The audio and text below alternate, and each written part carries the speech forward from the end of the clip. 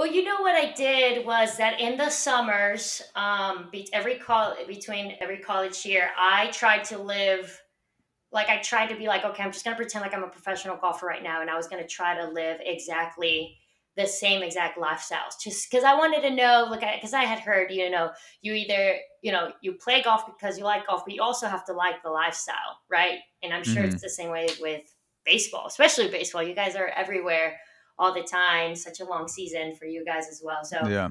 I tried to just mimic that. And so I was waitressing, and I remember that I would waitress and try to pay my entry fees. And it was actually real funny. One tournament, I was very low on money, and I remember they said they were going to give free lunch. And I was so excited because I would eat Hmm. the free lunch and then take one to go and make it my dinner. And Yeah. that was actually the Virginia Stroke Play Championship, which is the event that I won when I was the lowest.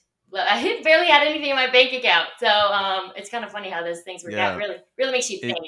is it a common thing for you to visualize what the future will be and try to adjust your life to that? Like you were doing visualizing being a professional golfer before you were actually a professional golfer, because in baseball that's not common. Mhm. Guys think about the upper echelon of being a major league baseball player, getting those checks, driving the cars, like playing in front of 50,000 people. And I think some some guys do are aware of the realities of minor league playing beforehand if they know someone or maybe their dad was a minor league baseball player. But for the most part, most college baseball guys are always focused on the the glorious aspect of the upper echelon of sports and not really preparing themselves for, okay, I'm going to make $800 a month after rent. I might do this for 8 years. Is this the lifestyle that I want to lead? And can I picture myself doing that until I'm like, maybe 29, 30 and break into it? Is that something that you commonly do in your life where you'll take the future? Because I think that's pretty uncommon where you take the future and then you kind of adopt that routine before you actually get into it. Yeah, this is something that I started doing because I caught myself in college thinking, okay, when I'm, a professional golfer, I'll be eating healthier. I'll be fit. When I'm Hmm. a professional golfer, and kids, are asking for my autograph, like that's when I'll be nicer. Like that's Hmm. when I'll be like, you know, Yeah. talking to everybody and saying hello. And then it hit me that I was like, okay, if I want to be the number one golfer in the world, and I started questioning myself, like, how would I act?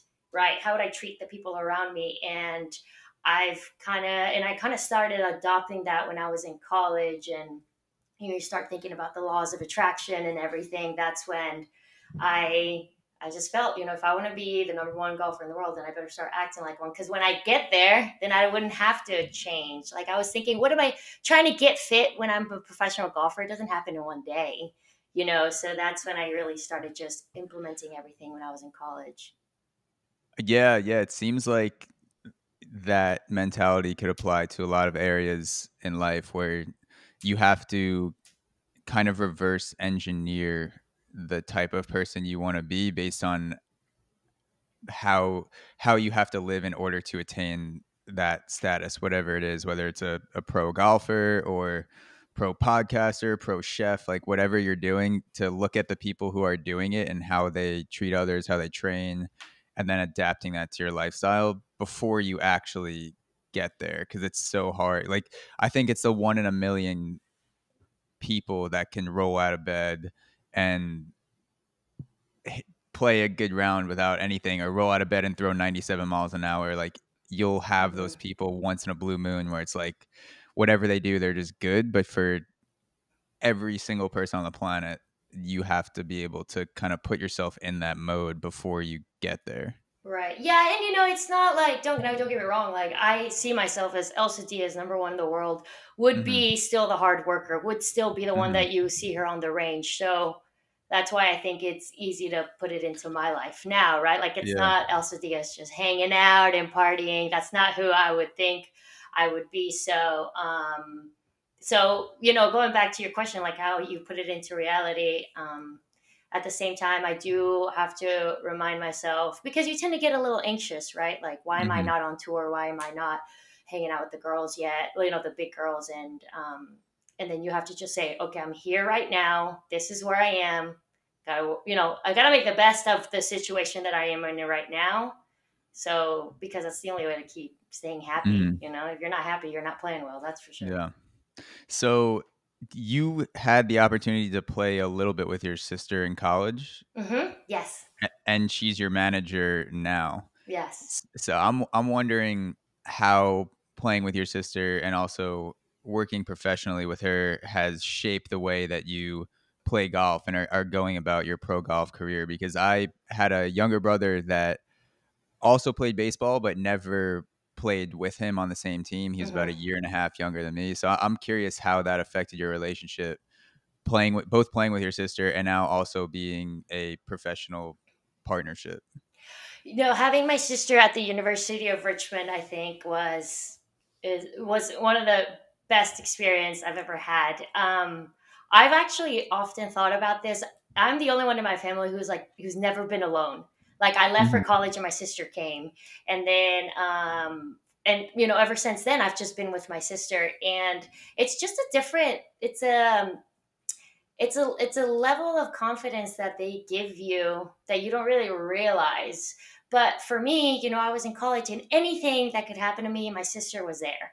And that, I think, was the perfect setup for her to become my manager, because that year that we spent together by ourselves away from home, we really got to know each other, and we got to make friends, and we got to really, in a way, start to build what we wanted the Diaz sisters to do, how we got along with Mhm. people, and what we wanted our future to look like. And, there's nothing better that I just remember so well, us being in the van together and just cracking up. It's just different kind of jokes that you can have with your sister versus your Mhm. teammates.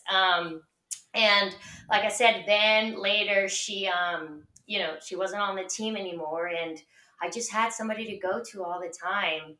And in a way, I got my college experience being by myself, but it was also like I have this like automatic friend who's always with me. And a lot of Mhm. times we have this thing that we're like, sister, we need to break up because we hang out with each Yeah. other too much. And then, Yeah. okay, like, don't call me until tomorrow. And then she calls me 2 minutes later and she's like, I can't break up. Yeah. So it only made sense for her to be my manager. I mean, she's the person who knows me the best. And I think this happens to a lot of athletes. You always wonder what the situation is going to be with your manager and your agent, right? Are they going to put stress on you? Are they Mhm. not? And my sister knows exactly how I work, and I can tell her like, hey, like I'm like stressed out, and she'll be like, all right, sister, don't worry about it. And she's just great. She really understands who I am, and I think as a manager, she's I wish everybody had a manager like she is to me. She's great.